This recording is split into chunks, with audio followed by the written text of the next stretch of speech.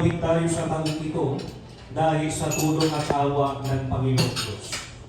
Ipinagpapasalamat natin sa Diyos ang lahat ng mabubuting bagay na ipinagkaloob niya sa atin.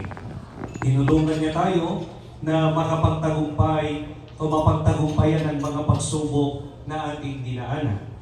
Pinagaling niya ang ating mga karamdaman, pinamalagi niyang matatag ang ating sambahayan, at ginagabayan niya tayo sa magtataguyod ng ating paglilingkod sa Kanya.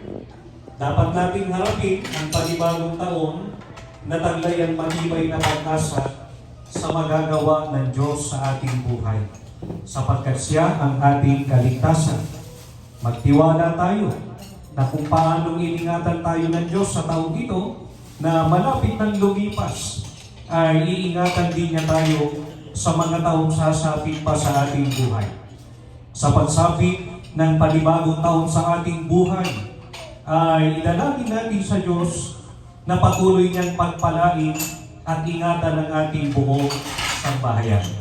Itaguyod natin ang pagsasagawa ng ganitong INC Family Hour upang lalo pa tayong magabayan ng pamamahala at manatili ang kapayapaan sa ating mga tahanan.